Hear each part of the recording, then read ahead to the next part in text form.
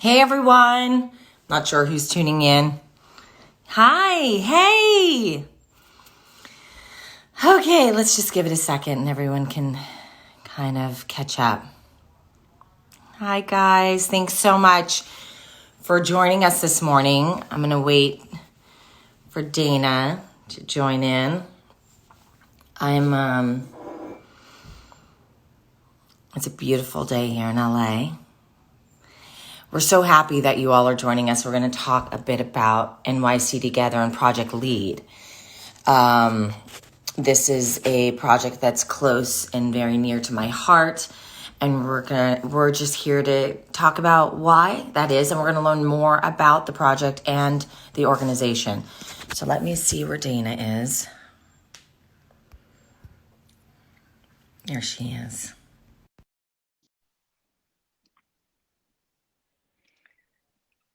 She's so cute. I got you, girl. Hi. Hi. Hi, Lana. Hi, Dana. Good morning. Oh, yes. Good morning for you. That's right. Good East afternoon Coast. for you. Yes, it's a special to be here with you in this in the middle of this pandemic. Thank you so much. Oh my gosh, likewise. Honestly, likewise. I'm just so honored to have you in my life, to have met you through such an incredible way. That is true. The universe brought us together. The universe absolutely brought us together, and if people are wondering how that is, Dana and I together were participating in the 21 Days of Abundance group. And our dear friend Goldie Sammy brought us together.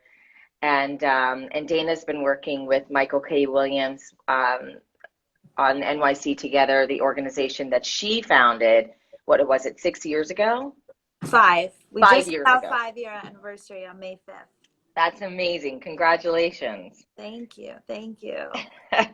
So, Goalie, who I like to say that she's like a walking. Is that, what noise is that? Is that your computer? I'm in the office. Okay. I was like, I think angels are trying to like send requests. Yes, sorry. Sorry. No, it's okay. I tried to find a quiet place where I work out of this police precinct. I'm just trying to find a quiet place, but of course there's beeping. I understand. That's good to know. Tell us more about that. The precinct or the beeping? How you ended up there and your office is there, and maybe you can tell us a bit about NYC Together and how you started it and why, etc. Sure. So NYC Together, like we said, was founded 5 years ago. And the goal of NYC Together was to dramatically disrupt the systems that were putting youth into incarceration. And if they had to be arrested, how in a crisis moment, how do we stop them from recidivating again? So how do you turn that crisis moment into a turning point?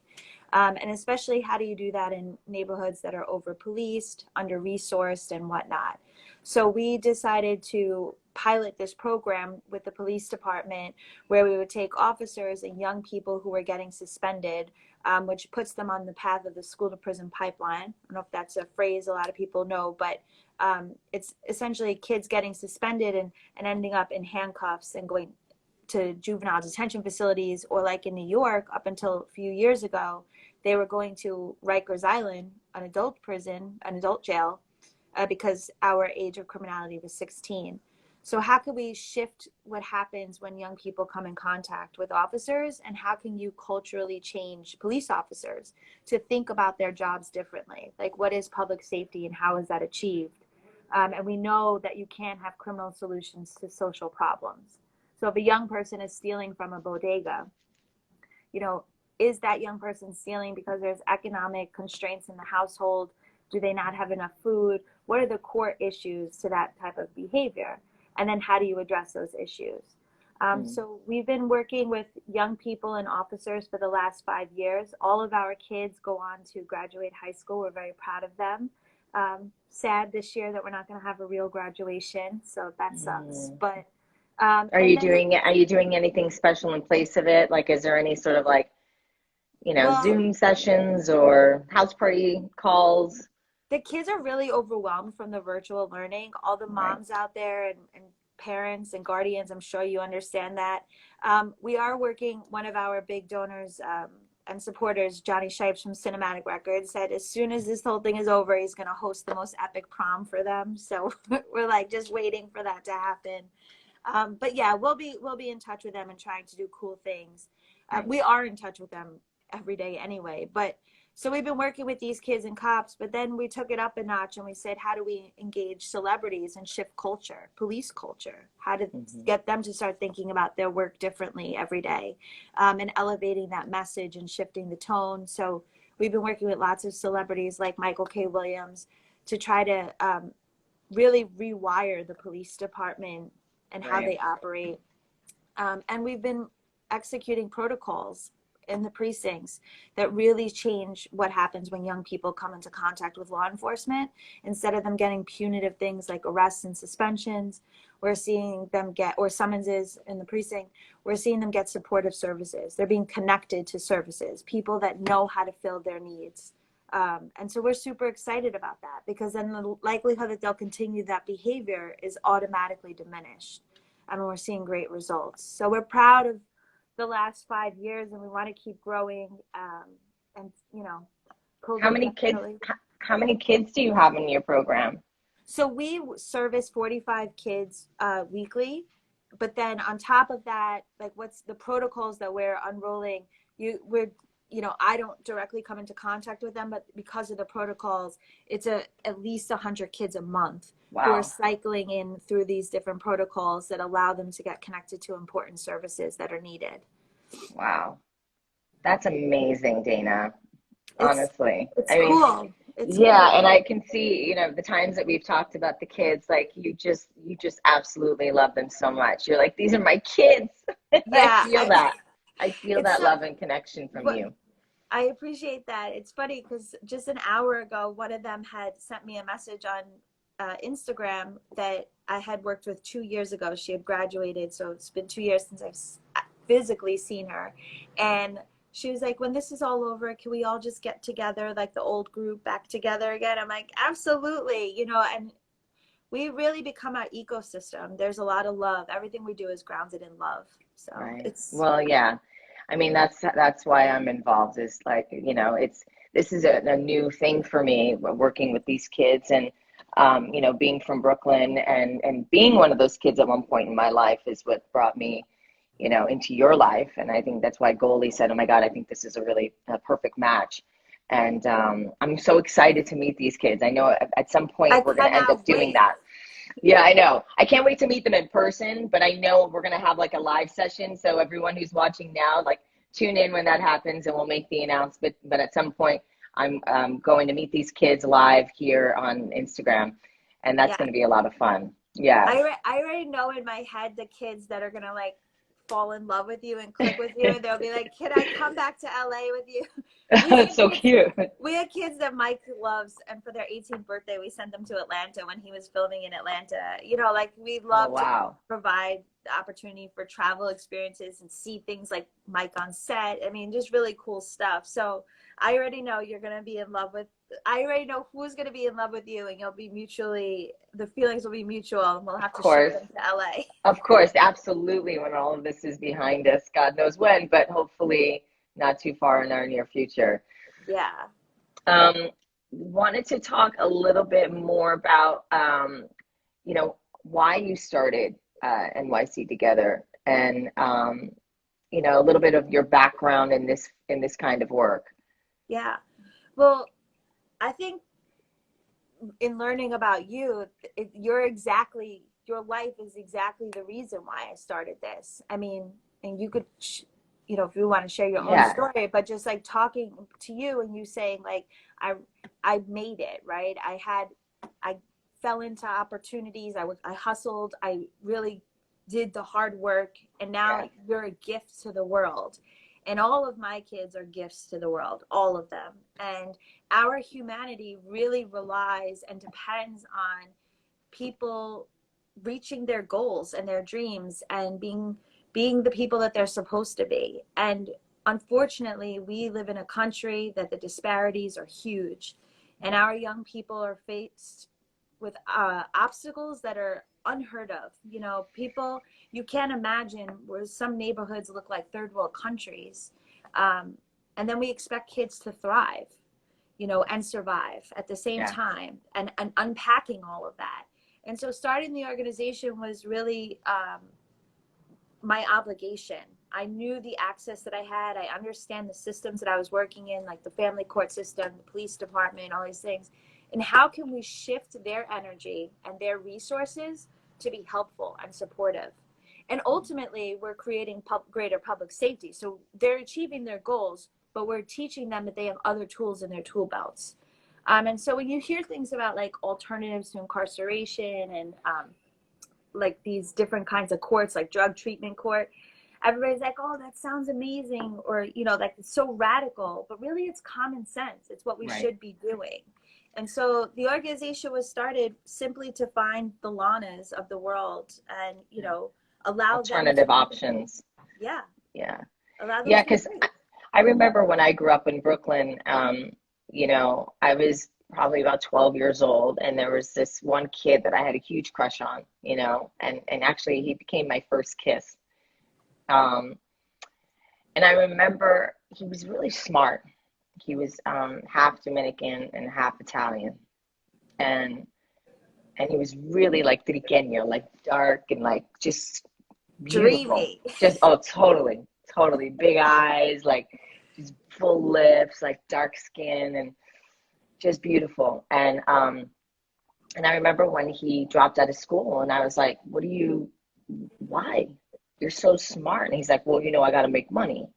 And I was like, what do you mean you got to make money? He's like, well, you know, like we don't have any money. You know, they were living with like their grandmother, their parents weren't really around that much, and they were all like in one little 2-bedroom apartment.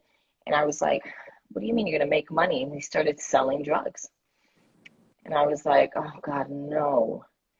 Because I just saw what he was capable of, and he was so beautiful and like charming, and like, and I just thought, this is a bad road. This is a bad road. And I remember writing him a letter just saying, please don't do this. Please go find a way to go back to school. But he's like, I don't even know how to put food on the table, put clothes on my back. Like we need to, like, I want to be able to like get things for myself. Right. You know, that guy ended up in a horrible situation and ended up in jail for 10 years, ended up coming out, ended up selling drugs again, and ended up killed. And I remember getting that call when I was on Swingtown, and I was just in the middle of filming, and it was like, I got this call, you know, so-and-so has been shot. And it was so-and-so has been shot a block away from where my father was shot. And it was just like all those feelings like came back again. And I just went, when is this going to end? Like, how do we get these kids? How do we give them another way out? How do we give them an alternative? You know, and it's out there for them, but like, it wasn't really around when I was a kid. And if it was around, I didn't know about it. I didn't know about the programs. I feel like the connectivity piece is huge. Yeah. And especially when you're dealing with kids that don't have a lot of confidence and they're used to systems failing them. Like the school tells them, we don't really want you here. They're involved in all these other different systems. Like the welfare system is so terrible. Like all these different systems happen. So they self-select to not participate in things because they're used to things failing, you know, and that sucks too. And so it's really identifying those kids that need to be reached out to most, right? Not the kids that would automatically self-select to participate in something, but kids that if you gave them the extra nudge that they'd show up. And that's why we say we're grounded in love, because our kids know when they're with us that they're loved. Like unequivocally, they know that. And they get that from every angle, even when they make mistakes. Right. That's important. I mean, love is what we all want and what we all need to succeed in every capacity, you know. Exactly. It's like I look at my dog Lola, and not to segue too much, but like even my dog now, I have to hand feed her. I'm just like, what's happening? Why? But she's kind of gotten to this place where she just wants that deeper connection, you know. And it's like, oh, okay, this is about love. And if you feel that love, if you feel seen, if people are giving you their time, that goes so far. So So, yeah.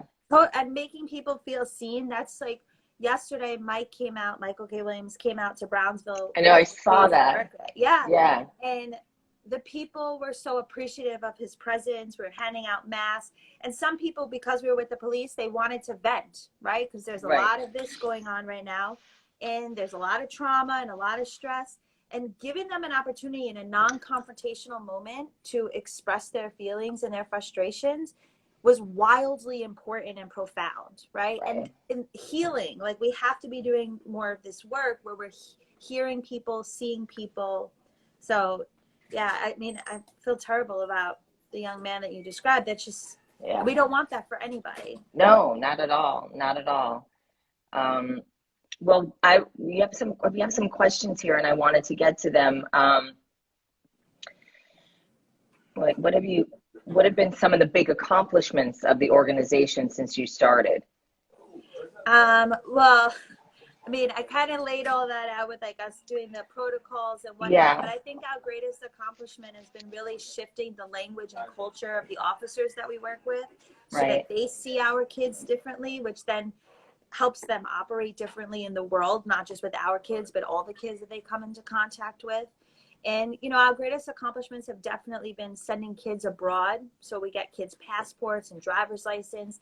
They've That's traveled to amazing. India, Australia, Italy. And what do they do when they travel there? Like, what are some of the things? Do they meet like some of the health experts there? Do they meet like what is their experience overseas? Each trip has been different, but for India, they did a yoga retreat. Oh, that's amazing. So that was really special. Australia was our last trip that we went on, and that was all about leadership and mentorship. So teaching them how to be leaders and mentors to kids below them, like in grades below them, meaning. So that was really great. I mean, just think about going to Australia, 24 hours Oh my away. God. It was wild. I So we're mean, really I proud of wish I was that. one of your kids back then. Like, or like if I could bring you back into time with me. I mean, I just and their whole world changes and opens up. And we also do local trips. So we go to Atlanta. We work with Usher in Atlanta. He does a youth leadership program over the summer. So the kids get to go down there and be with all these different kids and explore music and entrepreneurship. Wow. So just like the mobility piece, because a lot of kids, and you know this from where you grew up, you don't leave your block because you can't, right? Either the financial constraints or the danger of crossing into different neighborhoods, you know. So for our kids to travel is wild. It's awesome. Yeah, I mean, I was definitely under that like sort of restriction myself growing up, and it was, you couldn't go past a certain street because like one block down, south was, the projects.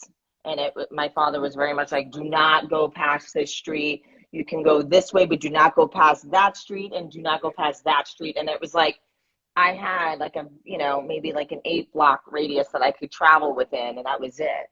Right. And it was very much like, oh, okay. And I remember growing up, I remember seeing when other sort of gangs, I guess you can call them, like these groups of guys, that would cross into our neighborhood and it would just go down. Yeah. And it was like, you're hitting the floor, you're like trying to dodge shootouts and bullets, and you're like, this is crazy.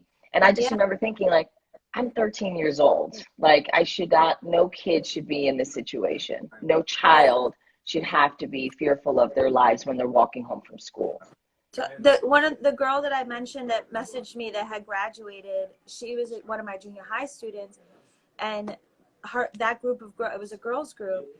There was a shootout in the park next to their school. I mean, like a drive-by shooting, and just thinking about like logistically, like what does that do to you internally, and really addressing that, and then exposing them to a world where safety exists. And the idea is not that we have to take kids out of their community, because I really believe that the communities that we work in are some of the most amazing and resilient communities ever. Mm-hmm. It's about using our voices and platforms to support those communities and make sure that those communities are getting the things that they need and that they deserve. I'm not asking for anything special, but let's give these communities what everybody else has. Why is a park getting a $1.2 million renovation in Greenpoint or Williamsburg and a $700,000 renovation in Brownsville, right? Right. Why don't we have equal numbers of parks? Why do we have economic disparities and things? So really, like, our kids deserve these opportunities, and they Better deserve to feel markets, better. better, better quality food, better access to, like, whatever is needed that other communities have. What other communities that you work in predominantly? So we have Brownsville. Brownsville, East New York, Bedford-Stuyvesant, Fort Greene. We have kids that live in Canarsie and Flatbush. So, these communities are historically over-policed. These communities are historically neglected when it comes to funding. And that's a systems problem. That's not the community. Like, this is not something that residents should have to take on alone. This is the equity fight, right? How do we make sure that all communities have the access and the supportive funding that they need to thrive? And so now that we're facing this COVID-19 pandemic, how has it affected these communities, and what is NYC Together doing to sort of, lend a hand into helping these communities and helping these children? Like, can you tell us more about that? Sure. So the week before the schools were going to close down, I knew already that my kids were not going to be the kids that had laptops at home or Wi-Fi. And the Department of Education was like, we're going to get 300,000 iPads out and this, that, and the other. And the system continuously fails our students, so we weren't going to rely on them. We immediately mobilized and activated the hip hop community here. They raised $10,000 in like 4 days. We were able to buy every single one of our young people a laptop. We got Wi-Fi hotspots for the kids that needed the Wi-Fi. And then we were able to we hired people from the community that were laid off from COVID to be virtual tutors for our young people. So giving our kids the individual attention they needed to stay on track while, building other people up economically during this tough time. Mm-hmm. We were doing food packages, so making sure the families had enough to eat, regardless of their situation. Some people weren't working. The schools, they could go to the school to get the free lunches, but then that means that they're leaving their house, and that's like puts them more at risk. So we were able to do that. And then also we instated a learn and earn portion of the program. So we told the kids, if you work with your virtual tutors for X amount of hours, we see all your work is turned in on Google Classroom, and you have to share one positive thing with me every day, you can earn up to $75 a week. So we've been paying the kids to participate in their online learning. So, it was a huge shift. We had to mobilize really quickly and figure it out pretty quickly. But I'm happy to say our kids have been doing more schoolwork than they've actually ever done in their lives. Amazing. That's incredible. And if my virtual tutors are watching, I thank them so much, because they're really hugely important in making this happen. Oh, that's amazing. Well, tell us more. Let's talk about Project Lead. Let's talk about my involvement. Let's talk about Michael's. Let's talk about the importance of Project Lead and the whole theory behind it, and why we've started this program to begin with.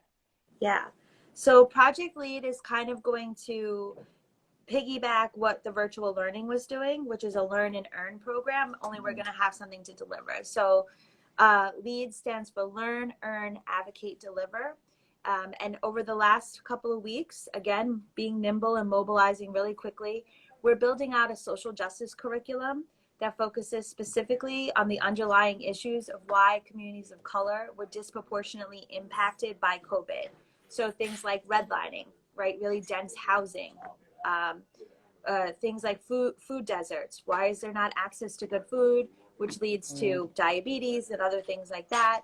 Health inequities. Why do people of color have less access to good health care? And then when they do get the health care, what kind of racism is happening within our healthcare system? Which if you haven't heard about this, you need to read about it. I mean, it's scary to think doctors would give people with darker skin less anesthesia because they think they can handle pain more. I mean, this is the kind of stuff that we're dealing with. So really uncovering all those issues, we built this curriculum out. And from that curriculum, they're going to create a campaign, a marketing campaign for their own communities. And we're doing that because we don't think that it's the police officer's job to do social distancing education. We understand the trauma that that invokes when you have these interactions with officers. It puts the community and officers at risk. Right.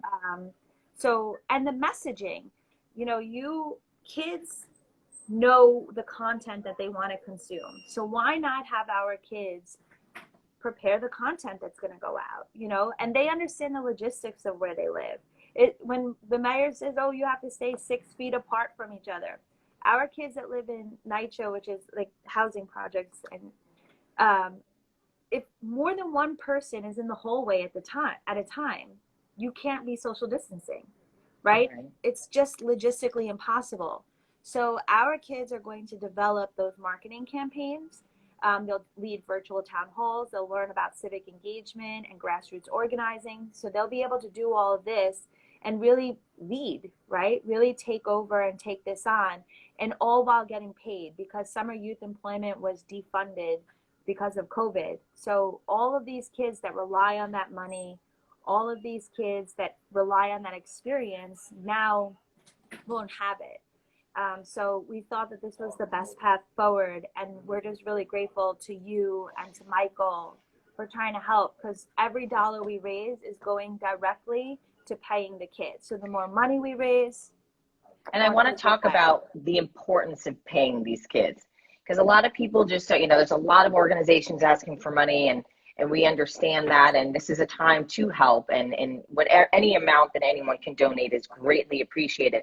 But I want to talk about the importance in paying these kids. Can you tell us more about that? Yeah, so I described neighborhoods to you: Brownsville, East New York, Bed-Stuy. For the viewers who aren't familiar, these are neighborhoods that experience violent crime disproportionately to the rest of the city. Just 2 days ago, we had a 16-year-old murdered at, I think it was 3:00 in the afternoon.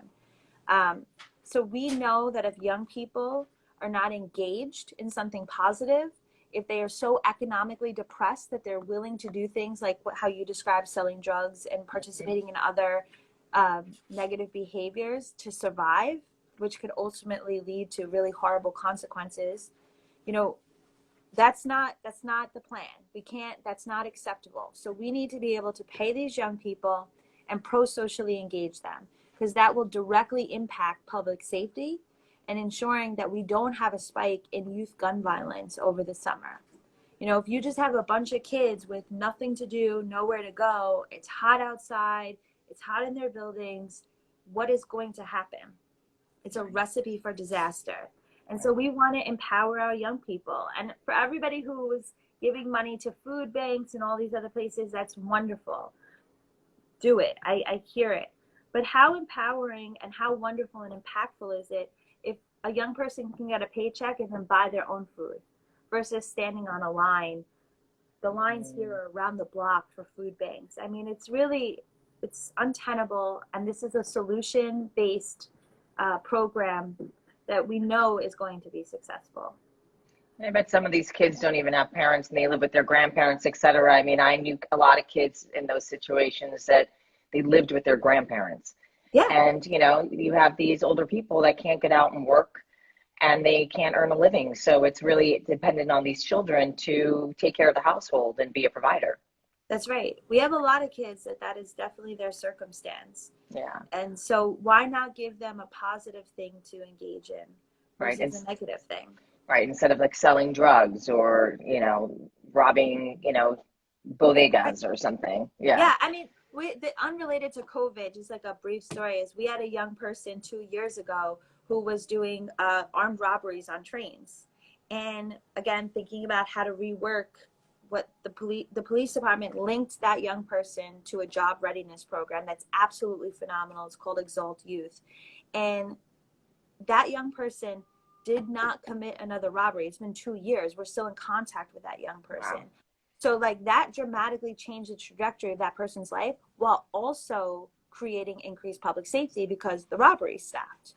Mm-hmm. So just really thinking about how crucial it is to make sure that our kids are employed, they're safe, and they're engaged this summer. Dana, thank you so much. I love the work that you're doing. It's so inspiring. It's admirable. I'm so honored that you brought me on board. Oh, we're grateful for you. Trust me, it's you've been a breath of fresh air in all of this. Well, thank you. I mean, I honestly have to thank the fans and everyone that's tuned in right now because I know so many of them have donated, and I just want to thank them and thank them for supporting me and the beliefs that I have and the causes that are near and dear to my heart. And this is my number one during this pandemic. That NYC Together is the one that's like really filling up my whole heart right now. So I want to thank you all for your participation in today. And Dana, I want to thank you. I know you have a lot of work to do, and we're at our 30-minute mark, so I don't want to take Yeah. up too much of your time. But I Can wanted we to just say, remind everybody that they could win a Zoom oh talk yeah, with that's you? right. That's right. So well, a couple things before we end. Um, if you haven't donated and you can donate, any amount is greatly appreciated. Please go to my Instagram page, and under and in my bio section is a link to the GoFundMe for Project Lead, and you can win a chance to have a Zoom lunch with me. And that's going to be a lot of fun. So anything that you can donate, your name gets put in some hat, a really big hat, because we're hoping we get a Yes. lot of donations. and the angels that be will pick your name out, and we will have a beautiful lunch together. Yes. So please Yes. donate, and you could check out all the work that we're doing at nyctogether.org, or you can visit our Instagram page, which is nyctogether.org, or my Instagram page is filled with pictures of our wonderful young people.